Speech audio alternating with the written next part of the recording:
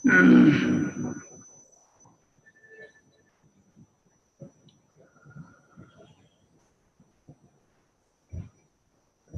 ہو گیا؟ السلام علیکم ورحمۃ اللہ وبرکاتہ۔ بسم اللہ الرحمن الرحیم۔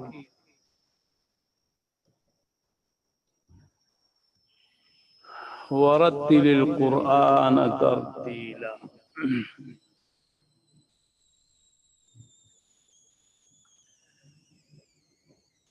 گزشتہ سبق میں تعوذ و تسمیہ کے مسائل بیان کیے گئے تھے۔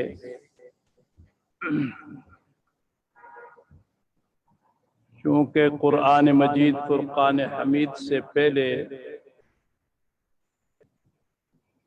جب آدمی تلاوت شروع کرتا ہے تو اعوذ باللہ من الشیطان الرجیم پڑھتا ہے، اور بسم اللہ الرحمن الرحیم بھی تلاوت کے شروع میں پڑھی جاتی ہے۔ کتب میں تجوید کی یا قرات کی ابتداء میں شروع میں اعوذ باللہ من الشیطان الرجیم کے مسائل بیان ہوئے ہیں، اور پھر بسم اللہ کے مسائل بیان کیے گئے ہیں۔ اس پہ میں تفصیلی بات کر چکا ہوں۔ آج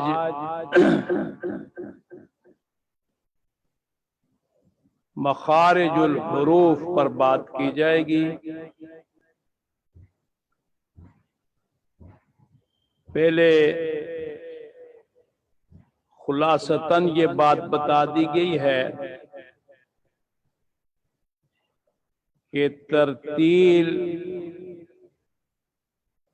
تجوید الحروف اور معرفت الوقوف کا نام ہے، اور تجوید الحروف حروف کی تجوید، مخارج الحروف اور صفات الحروف کا نام ہے کہ حروف کو ان کے مخارج سے ادا کرنا اور صفات کی رعایت رکھتے ہوئے ادا کرنا۔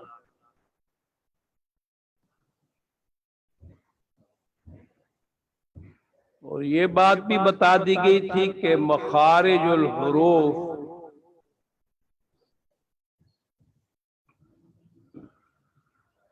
مخرج کی جمع ہے مخارج،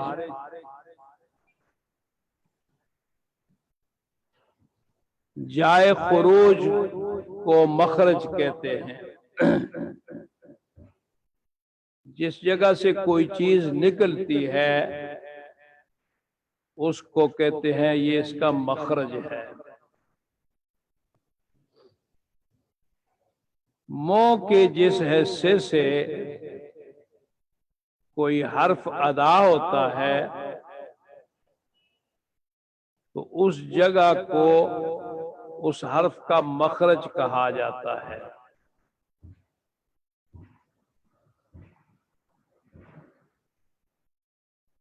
مخارج کی تعداد حقیقی معنوں میں تو ہر حرف کا مخرج جدا جدا ہے۔ 29 حروف ہیں الف سے یا تک، تو ان کے 29 ہی مخارج ہیں، لیکن بعض حروف ان کے مخارج اتنے قریب قریب ہیں کہ ان کا جدا جدا بیان کرنا مشکل ہے۔ اس لیے یہ کہا جاتا ہے کہ فلاں مخرج سے اتنے حروف ادا ہوتے ہیں، فلاں سے 2 ادا ہوتے ہیں، فلاں سے 3 ادا ہوتے ہیں۔ تو اس اعتبار سے ائمہ کرام نے جو حروف کے مخارج بیان کیے ہیں وہ 17 بیان کیے ہیں۔ یہ 17 کا قول جو ہے یہ خلیل بن احمد نحوی کا ہے۔ یہ بہت بڑے قاری ہیں، مقری ہیں اور نحوی بھی ہیں۔ اسی کو مقدمۃ الجزریہ میں علامہ جزری فرماتے ہیں مخارج الحروف 17 علی الذی یختارہ من اختبر۔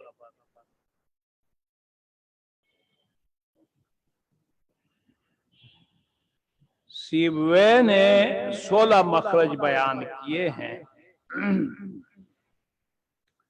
اور فراز نے 14 مخرج بیان کیے ہیں۔ اب ان مخارج میں فرق یہ ہے، یہ اعتباری اختلاف ہے، ادا پر اس کا کوئی اثر نہیں پڑتا۔ خلیل بن احمد نحوی انہوں نے جوف دہن کو الگ مخرج بیان کیا۔ جوف خلا کو کہتے ہیں، خالی حصہ، دہن منہ کا خالی حصہ، جو حلق سے شفت تک مکمل خلا ہے۔ تو فرمایا اس سے حروف مدہ ادا ہوتے ہیں۔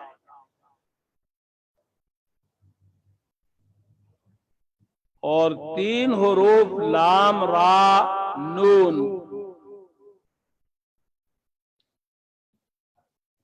ان کا مخرج قریب قریب ہے، بہت معمولی فرق ہے۔ تو خلیل بن احمد نحوی صاحب نے معمولی فرق کو اہمیت دے کے الگ الگ 3 مخرج بیان کر دیے۔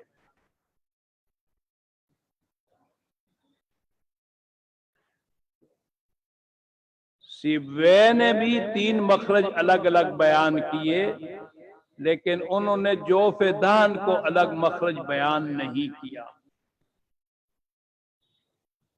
وہ کہتے ہیں کہ مخرج اصلی جو ہے مقطع محقق جسے کہتے ہیں، حروف مدہ کی ادائیگی میں اگرچہ مخرج پر پورا آواز کا اعتماد نہیں ہوتا، آواز پورے طور پر رکتی نہیں، ضعیف اعتماد ہوتا ہے، لیکن ہوتا ضرور ہے، لہذا الگ مخرج جوف بیان کرنے کی ضرورت نہیں ہے۔ چنانچہ وہ الف کا مخرج جو ہے وہ اقصائے حلق بیان کرتے ہیں، اور یا کا مخرج مدہ بھی ہو تو وہ کہتے ہیں وسط لسان تالو، جہاں غیر مدہ کا مخرج ہے، اور واو مدہ شفتین سے ادا ہوتا ہے، جیسے کہ غیر مدہ واو شفتین سے ادا ہوتا ہے۔ یہی بات فرا نے کہی ہے، اور ساتھ لام را نون کا ایک ہی مخرج کہہ دیا ہے کہ یہ تینوں حروف طرف لسان اور تالو سے ادا ہوتے ہیں۔ معمولی فرق جو ہے اس کا انہوں نے اعتبار نہیں کیا، تو ایک مخرج کہہ دیا قرب کا لحاظ کرتے ہوئے۔ تو تعداد میں اس اعتبار سے فرق ہے۔ ہم 17 مخارج کو بیان کریں گے، اور وہ 17 مخارج ان کی دو قسمیں ہیں، ایک محقق مخارج اور دوسری قسم جو ہے وہ مقدر کی ہے۔ محقق مخارج کی تعریف یہ ہے، هو جزء معین من اجزاء الحلق واللسان والشفہ۔ اصول مخارج حلق، لسان، شفت، یہ مخارج کی اصلیں ہیں، جہاں ایک سے زیادہ مخارج ہیں۔ تو حلق، لسان، شفت، ان میں کوئی جگہ مقرر ہو اور اس سے وہ حروف ادا ہو تو ان کو محقق مخارج کہا جاتا ہے۔ چنانچہ خلیل بن احمد نحوی کے ہاں حلق میں 3 مخرج ہیں، 6 حروف ادا ہوتے ہیں۔ لسان میں 10 مخرج ہیں، 18 حروف ادا ہوتے ہیں، اور شفت میں 2 مخرج ہیں، 4 حروف ادا ہوتے ہیں۔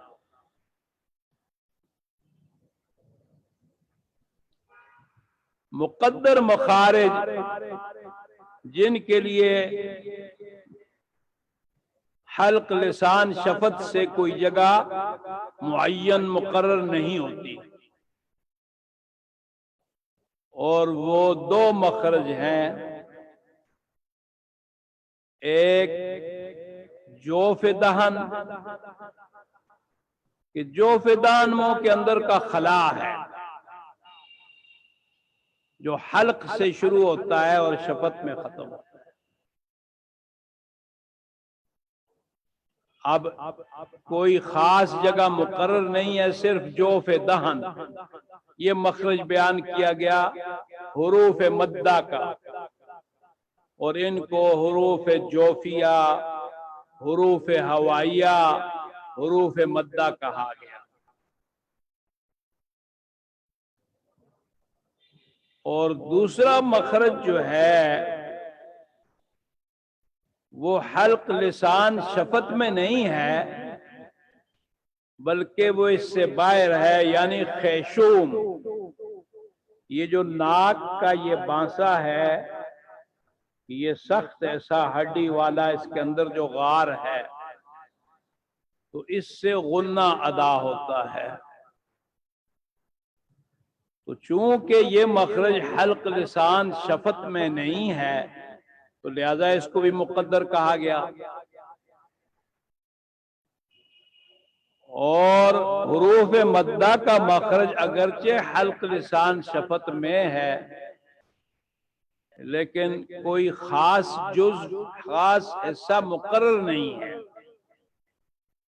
صرف یہ کہا کہ منہ کے خلا سے، تو اس لیے اس کو بھی مقدر مخرج کہا گیا۔ اس اعتبار سے 15 مخارج محقق اور 2 مخرج جو ہیں وہ مقدر ہیں۔ اب ترتیب میں سب سے پہلے حروف مدہ ہی کا مخرج بیان ہوا ہے کہ اس کا مخرج جوف دہن ہے۔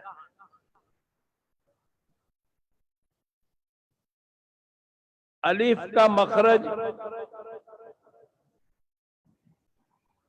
اقصائے حلق سے، کہ اقصائے حلق کے جوف سے شروع ہوتا ہے،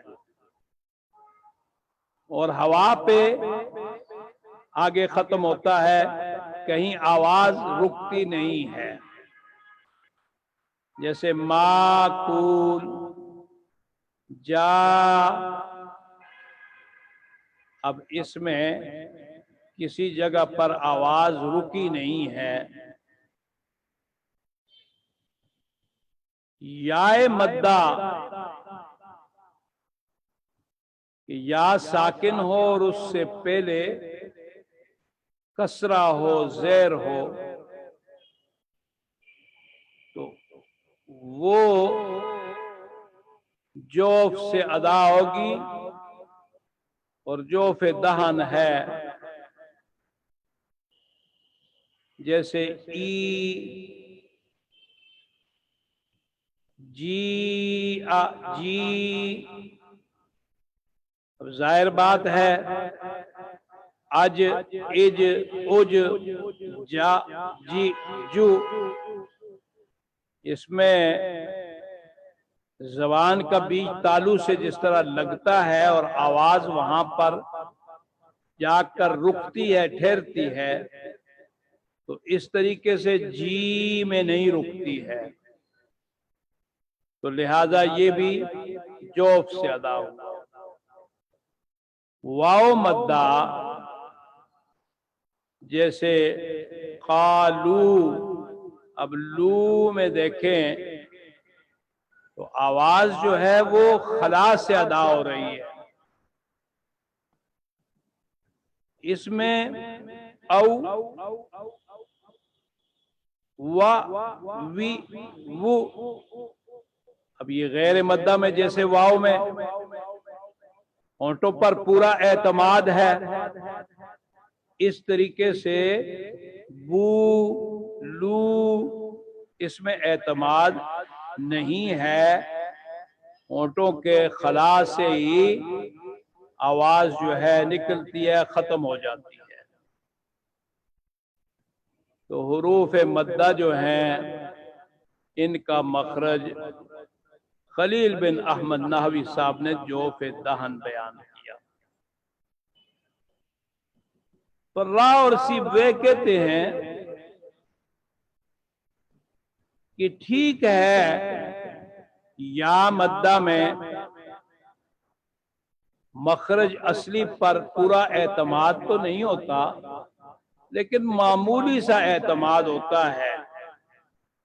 اب آپ ادا کر کے دیکھیں تو آپ جب یہ کہیں گے جی، جی، اج کی طرح تو مخرج میں زبان نہیں لگے گی، آواز نہیں رکے گی، لیکن مخرج قریب ہو جاتا ہے، جی وسط لسان تالو کے قریب ہو جاتا ہے۔ اسی طرح واو مدہ میں غیر مدہ کی طرح وا، وی، وو، ہونٹوں پر پورا اعتماد نہیں ہوتا آواز کا، لیکن جب آپ کہتے ہیں قالو تو ہونٹ گول ہو جاتے ہیں واو مدہ کی ادائیگی میں، تو کسی قدر اعتماد ضرور ہوتا ہے، اور یہ ضعف اعتماد اس کا وہ اعتبار کر کے وہ کہتے ہیں کہ یا مدہ کا مخرج بھی وہی ہے جو غیر مدہ کا ہے، اور واو مدہ کا مخرج بھی وہی ہے جو غیر مدہ کا ہے، یعنی شفتین۔ البتہ الف مدہ اس میں تحقیق یہ ہے کہ یہ بالکل ہوائی حرف ہے، لیکن خلیل کے سوا باقی حضرات نے جوف دہن کو مخرج نہیں کہا، تو مبدأ مخارج جو ہے یعنی اقصی حلق جہاں سے جوف شروع ہوتا ہے، تو مبدأ مخارج کو، اقصی حلق کو الف کا مخرج انہوں نے کہہ دیا ہے، لیکن الف کے بارے میں تحقیق یہ ہے کہ یہ واقع بالکل ہوائی حرف ہے۔ اس کے بعد اصل اول انہوں نے مخارج میں ترتیب میں اختیار کی جو حلق ہے، اور حلق میں بتا چکا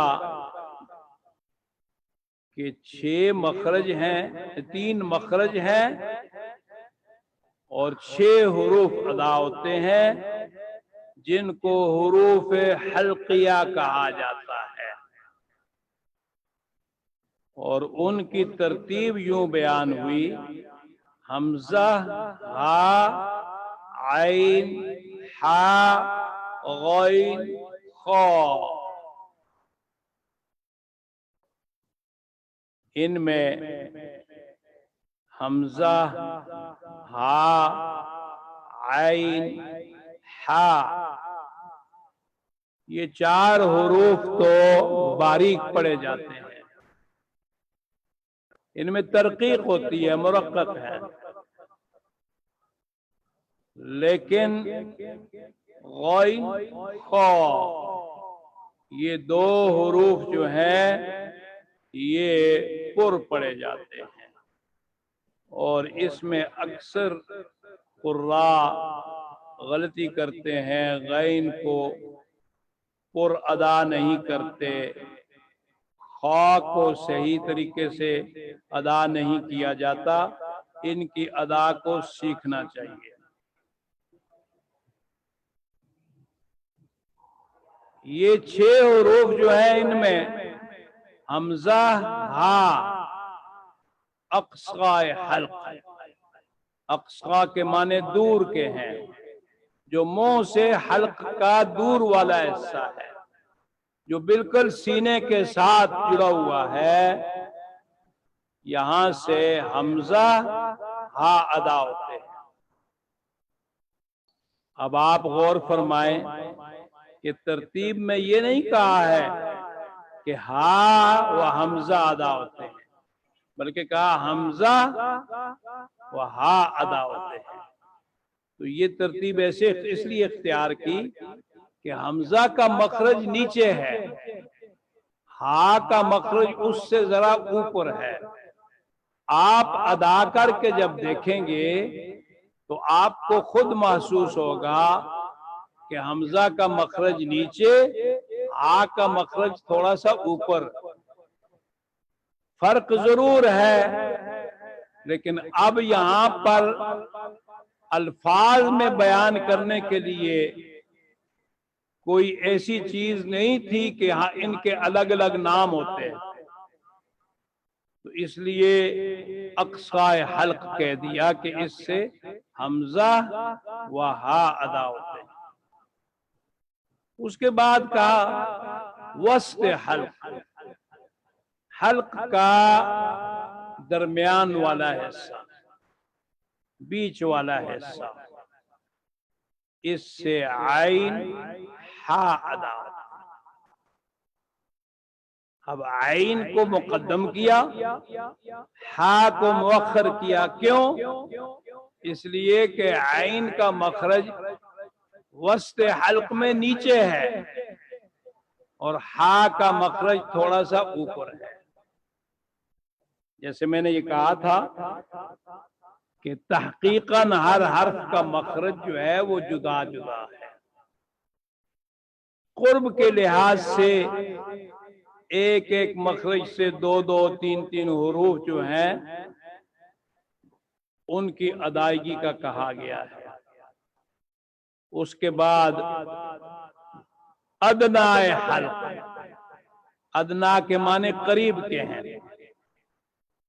حلق کا وہ حصہ جو دان سے قریب ہے، جو لسان سے قریب ہے، جہاں سے زبان کی جڑ شروع ہوتی ہے اس کے قریب ہے، اس لیے ادنا قریب والا حصہ۔ فرمائے اس سے غین، خا ادا ہوتے ہیں۔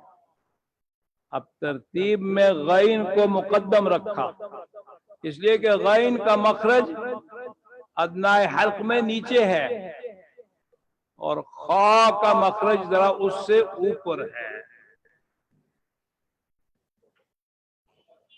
یہ 6 حروف جو ہے ان کو حروف حلقیہ کہتے ہیں، اور یہ میں نے بتا دیا کہ ان 6 حروف میں سے 4 تو باریک پڑے جاتے ہیں اور 2 حروف غین خا یہ پر پڑے جائیں گے.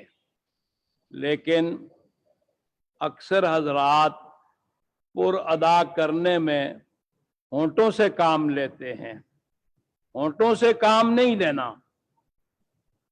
اب جب آپ ادا کریں گے غا غا غی غو اغ اغ اغ، اب بعض مطلب غا کہتے ہیں غا، یہ غلط ہے. اس طرح خا خا خی خو اخ اخ اخ، اس میں بھی خو کہنا، ہونٹوں کی طرف لے آنا، یہ غلط ہے. جب خا اس پر فتحہ ہو زبر ہو تو اس میں انفتاح فم و صوت ہوتا ہے، آواز اوپر کو کھلتی ہے اور منہ بھی اوپر کو کھلتا ہے. کسرہ میں انخفاض فم و صوت ہوتا ہے، منہ بھی نیچے کی طرف کھلتا ہے اور آواز کا دباؤ بھی نیچے کی طرف ہوتا ہے. اور ضمہ جو ہے اس میں انضمام شفتین ہوتا ہے، دونوں ہونٹ جو ہیں وہ گول ہوتے ہیں اور اس سے ضمہ ادا ہوتا ہے، جیسے خا خی خو غ غی غو. اور یہ بات بھی ذہن میں رکھیں کہ پر حروف پر جب فتحہ ہوگا اور ان کے بعد الف بھی ہوگا تو وہ زیادہ پر ہوں گے، اور اگر ضمہ ہوگا تو اس سے کم ہوں گے، اور اگر ان پر کسرہ ہوگا تو اور کم تفخیم ہوگی. وہ بعض طلباء جو ہیں وہ کسرہ میں بھی زیادہ کوشش کرتے ہیں تفخیم کی. تفخیم میں مراتب ہیں. کتاب حضرت علامہ عبد الرحمن مکی رحمت اللہ علیہ کی فوائد مکیہ جو ہے اس میں بھی مراتب بیان کیے گئے ہیں. معلم التجوید حضرت شیخ القراء مولانا قاری محمد شریف صاحب رحمت اللہ علیہ کی اس میں بھی مراتب بیان کیے گئے ہیں. الوجیزہ فی التجوید جو میں نے لکھی ہے عربی میں اس میں بھی مراتب بیان کیے گئے ہیں. تو یہ اصل اول جو ہے حلق، اس میں مخارج کی ترتیب ہے. اس کے بعد اصل دوم شروع ہوتی ہے لسان، اور لسان میں نے بتایا کہ لسان میں 10 مخرج ہیں، 18 حروف ادا ہوتے ہیں، لیکن اس کی بھی 2 صورتیں بنے گی. ایک وہ حروف، وہ مخارج جو کہ لسانی و اسنانی ہیں، یعنی زبان اور دانتوں سے تعلق رکھتے ہیں، اور دوسرے وہ مخارج جو کہ لسانی و حنکی ہیں، زبان اور تالو سے تعلق رکھتے ہیں. تو اس میں آپ غور فرمائیں گے تو لسانی و حنکی یہ 3 مخرج ہیں، ایک قاف کا، دوسرا کاف کا، اور تیسرا مخرج جو ہے وہ جیم شین یا کا ہے. اب یہ قاف کا مخرج दूसरी असल में लिसान में अक्सल लिसान,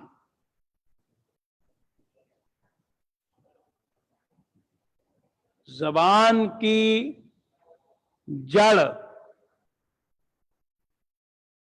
जबान की जड़ वाला हिस्सा यर्तफ़िउ इला हनकिल आला, जबकि वो उठता है ऊपर तालू की तरफ, यानी जबान की जड़ और तालू, इससे काफ अदा होता है और वहां एक गोश्त का टुकड़ा लटक रहा है जिसे अरबी में लहात कहते हैं। इसी के साथ काफ का मखरज है, मामूली फर्क है, नीचे मुंह की तरफ इसको असफल लिसान कहा है, नीचे का हिस्सा, और ऊपर तालू। अब लिसानी व हनकी तालू के साथ ताल्लुक है तो उससे काफ अदा होता है। अब चूंकि ये वो गोश्त का जहां टुकड़ा है इसके मुत्तसिल ये मखारिज दोनों हैं, तो इन दोनों को लहातिया या लहविया कहते हैं। इनका मखरज के एतबार से जो लक़ब है वो क्या है? लहातिया या लहविया। जिस तरह हल्क के उरूफ का लक़ब मखारिज के एतबार से हल्किया है। तीसरा मखरज जो लिसानी व हनकी है, यानी जबान और तालू से ताल्लुक रखता है, वो वस्त लिसान और ऊपर तालू, इससे जीम, शीन, या अदा होते हैं। लेकिन खलील बिन अहमद नहवी के यहां ये या गैर मद्दा है। मद्दा का मखरज जोफेदान बयान कर दिया, तो ये या जो है ये मद्दा नहीं है, ये गैर मद्दा है। और गैर मद्दा या तो याए लीन होती है और याए मुतहर्रिक होती है। जैसे ऐ, शै, अब आप गौर करेंगे तो वस्त लिसान तालू से लग जाएगा। शै, ऐ, और या, यू वस्त लिसान तालू से लगता है। तो गैर मद्दा या, और जीम में भी इसी तरह होता है। जा, जी, जू, अज, इज, उज।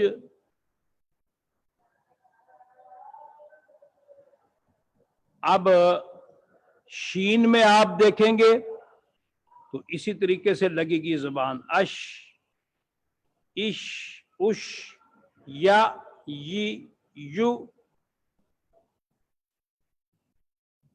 तो ये मखरज जो है वस्त लिसान तालू, ये जीम, शीन और याए गैर मद्दा, इन तीन हुरूफ का है और इन्हें शजरिया कहते हैं।